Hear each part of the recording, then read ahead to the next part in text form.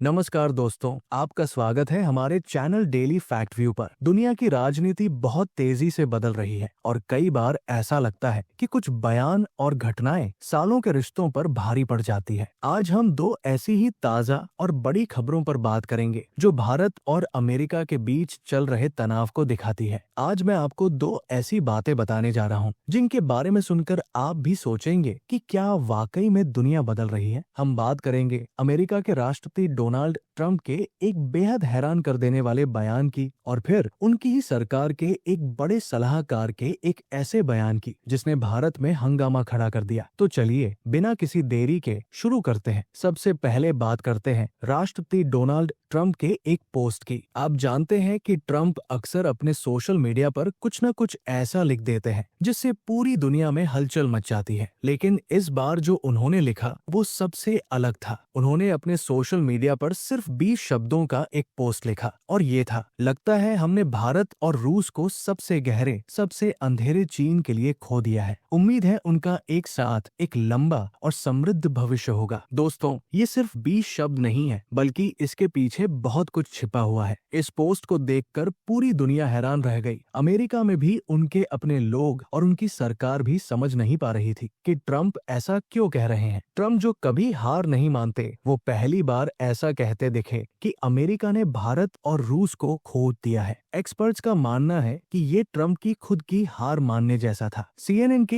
एक जाने माने पत्रकार फरीद ज़कारिया ने तो इसे अमेरिका की विदेशी नीति की सबसे बड़ी गलती तक कह दिया। उन्होंने कहा कि ट्रंप की नीतियों और बयानों की वजह से ही दुनिया के कई अहम देश अमेरिका से दूर जा रहे हैं और चीन के करीब जा रहे हैं। इस पोस्ट पर कई तरह की प्रतिक्रियाएं आई। कुछ लोगों ने इसे ट्रंप का मजाक या कटाक्ष समझा, लेकिन भारत में कई लोगों ने ट्रंप के इस बयान को उनके हाल ही में पाकिस्तान के साथ बढ़ते रिश्तों से जोड़कर देखा। सोशल मीडिया पर लोगों ने ट्रंप को 9/11 और ओसामा बिन लादेन की याद दिलाते हुए तीखी प्रतिक्रियाएं दी। लेकिन इस पूरे मामले में एक और बेहद परेशान करने वाली बात सामने आई। ट्रंप की भारत के प्रति बढ़ती दुश्मनी ने अमेरिका के दूर दराज के कुछ गुटों को भी बढ़ावा दिया है, जिससे भारतीयों के प्रति नस्लीय टिप्पणियां और अपमानजनक बातें बढ़ रही है। एक पोस्ट में तो यहाँ तक कह दिया गया कि अब समय आ गया है कि भारतीयों को कैंपों में डालकर बड़े पैमाने पर उन्हें देश निकाला दे दिया जाए। तो ये था पहला बड़ा अपडेट।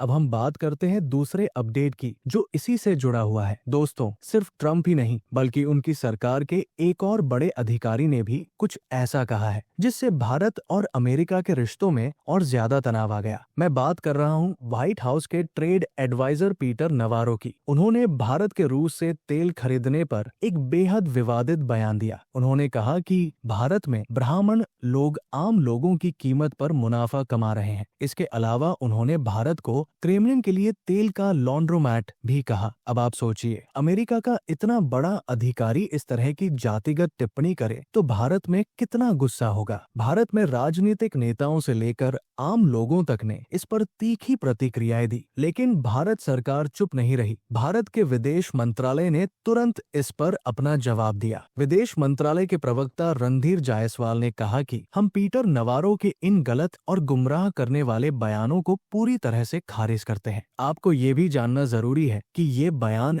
ऐसे समय में आए हैं जब अमेरिका पहले ही भारतीय सामानों पर टैरिफ को 50% तक बढ़ा चुका है। इसमें रूस से कच्चा तेल खरीदने पर लगाया गया 25% का एक्स्ट्रा टैरिफ भी शामिल है। भारत ने इस एक्शन को अन्यायपूर्ण और अनुचित बताया है और ये भी पूछा है कि जब चीन रूस से सबसे ज्यादा कच्चा तेल खरीद रहा है तो अमेरिका सिर्फ भारत को ही निशाना क्यों बना रहा है। लेकिन भारत ने अपना स्टैंड क्लियर कर दिया है। हमारी वित्त मंत्री निर्मला सीतारमण जी ने एक इंटरव्यू में साफ कहा है कि भारत अपने आर्थिक हितों के लिए रूस से तेल खरीदना जारी रखेगा। तो दोस्तों, आज के इन दो अपडेट्स को मिलाकर देखें तो एक बात साफ है, भारत और अमेरिका के रिश्ते इस समय एक बहुत ही मुश्किल दौर से गुजर रहे हैं। एक तरफ अमेरिका के बड़े नेता भारत को खोने की बात कह रहे हैं तो दूसरी तरफ उनकी सरकार के अधिकारी भारत के लोगों पर जातिगत और अपमानजनक हमले कर रहे हैं। सवाल ये है कि क्या अमेरिका सच में भारत को एक साथी की तरह देखना चाहता है या सिर्फ अपनी शर्तें मनवाना चाहता है? ये सब क्या एक नई दुनिया की शुरुआत है जहां पुराने दोस्त दूर जा रहे हैं और नए गठबंधन बन रहे हैं? आप इन सभी घटनाओं पर क्या सोचते हैं? हमें कमेंट्स में जरूर बताएं। अगर आपको ये वीडियो पसंद आया तो इसे लाइक करें, अपने दोस्तों के साथ शेयर करें और हमारे चैनल को सब्सक्राइब करना न भूलें। अगली बार फिर मिलेंगे एक नए अपडेट के साथ।